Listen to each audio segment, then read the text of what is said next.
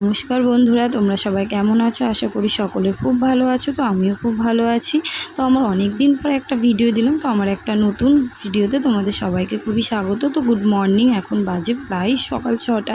ঘুম থেকে উঠে দরজাটা খুলে যাকে না দেখলে মনটা ভালোই লাগে না বা দিনটা শুরু হয় না, তিনি হচ্ছেন এনারা। তাদেরকে দেখে তারপরে বাইরে গেলাম। তো সকালবেলা ঘুম থেকে উঠলে একটা সুবিধা কী হয়, খুব চেনা পরিবেশটাও মাঝে সকালবেলাটা এত সুন্দর লাগে। মাঝে মাঝে এই চেনা পরিবেশটা দুপুরের দিকে একটু বিরক্তিকর লাগলো, সকালের দিকটা কিন্তু সত্যিই খুব সুন্দর লাগে। দূরে একটা গাছে ফুল ফুটে আছে, এখনও তোলা হয়নি। তো যাই হোক, তারপরে ব্রাশ করতে চলে আসলাম। ব্রাশ করে রান্নাঘরে গিয়ে আগে গরম জলে লেবুটা আজকে নেই, শুধু মধু দিয়েই খেয়ে নিলাম। তারপরে জল খেয়ে একটু ফোন দেখছি। এই সকালে চা খাওয়াটায় একটু টাইম পাই, সন্ধেবেলা সেভাবে আমার টাইম হয় না, কারণ পড়ানো থাকে। পড়াতে পড়াতে যেটুকু টাইম পাই ওই সময়তেই আমি ওইভাবে চাটা খেয়ে নিই। তো সকালবেলাটা আমি একটু টাইম নিয়ে ফোন দেখে বসেই চাটা খাই। মা ওপাশে রান্নাটা করে যেহেতু, ওই জন্য একটু টাইমটা পাই। তারপরে চাটা খেয়ে চলে আসলাম নিত্য নৈমিত্তিক কাজে, যেটা প্রত্যেক বাড়ির গৃহবধূরাই বা প্রত্যেক বাড়ির মহিলারাই করে থাকেন। আমারও সেম তাই কাজ থাকে। তো জানালাটা আগেই খুলি এসে, জানালাটা খুললে হয়তো কোনো অপরূপ দৃশ্য চোখে পড়ে না, এটা সত্যি কথা।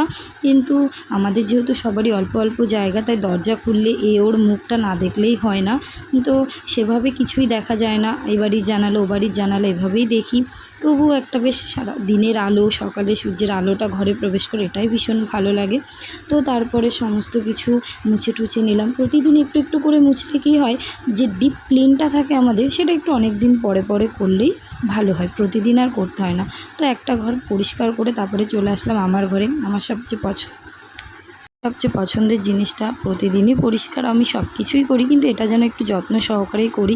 তো যাই হোক, পরিষ্কার করে বিছানা টিছানা তুলে তারপরে চলে আসলাম ঘরদোর ঝাড় দিয়ে, বারান্দাটা ঝাড় দিয়ে বেরোচ্ছি। একটু একটু করে সমস্তটা করে নিই। আজকে যেহেতু সোমবার, দিনটা ভীষণই চাপ, কারণ ছেলেকে নিয়ে স্কুল যেতে হবে। তারপরে ঘরটাও মুছে নিলাম। যদিও ঘর আমরা পুরোটা মুছি না, কারণ আমাদের একজন হেল্পিং আছে, মানে হেল্প করে। যেহেতু কাজের লোক বলতে ভীষণই খারাপ লাগে। যাই হোক, একজন কাকিমা আছে, তিনি আমাদের ঘরটা মুছে দেয়। মার ঘর দিয়ে আর বারান্দাটা দিয়ে আমি মুছি, আর বাদবাকি আমার ঘর আর ভাইয়ের ঘরটা উনিই মোছে, আর দুবেলা বাসন মেজে দিয়ে যায়। আর এই দুটো আমি করি। তারপরে চলে আসলাম এনার কাছে। ইনি ঘুম থেকে উঠে পড়েছেন, কখন যে ও ঘর থেকে এসে ঠাম্মির ঘরে চলে এসেছে জানিই না। যাই হোক, তারপরে তাকে নিয়ে চলে আসলাম দাঁত ব্রাশ করাতে। সে একাই দাঁত ব্রাশ করছিল। তারপরে তার খাবারটা নিয়ে এসেছি, কিন্তু তার এখন একটা বায়না, সে খাবেও না আর পড়তেও বসবে না। পড়তে বসাটা যেন তার কাছে একটা তৃতীয় বিশ্বযুদ্ধের সমান। আগের দিন আমাকে বলছে যে আমার পড়াশোনা শেষ করে দাও। যাই হোক, অনেক বুঝিয়ে সুঝিয়ে তারপরে একটু বসালাম। সামনেই এক্সাম আছে, সামনের মঙ্গলবারে 9 তারিখ থেকে। বাচ্চাদের এক্সাম, তো ওদের কোনো কিছু জ্ঞান থাকে না, যত টেনশন সব মায়েদেরই থাকে। মায়েদেরই পড়াশোনাটা করতে হবে, এমন একটা ব্যাপার থাকে। তো তাকে এগুলো রেডি করিয়ে, পড়াটা একটু পড়িয়ে তারপরে চলে আসলাম। কিছু ভেজানো ছিল, সকালবেলা উঠে আগে জামাকাপড়গুলো কিছু ভিজিয়ে দিয়েছিলাম, সেগুলো কেচে নিলাম। কেচে নিয়ে এবার যাব স্নান করতে। আরও প্রচুর কাজ থাকে, সেগুলো কমপ্লিট করে যাব স্নান করতে। স্নান টান করে এসে তারপরে 10:30টার মধ্যে বেরোতে হবে, না হলে স্কুলে পেয়ার লাইনটা ছেলেটা ধরতে পারে না।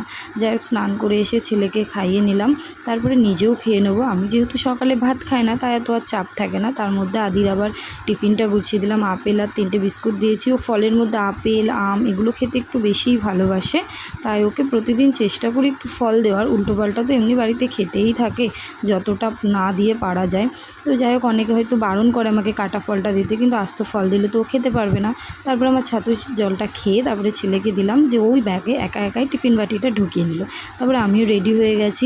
আজকে যে টোটো করে যায় তাকে ফোন করেছিলাম, কিন্তু তিনি যাবেন না। তারপরে ভাইকে বললাম আমাকে একটু দিয়ে আয়, না আদির স্কুলে যেতে প্রচুর দেরি হয়ে যাবে।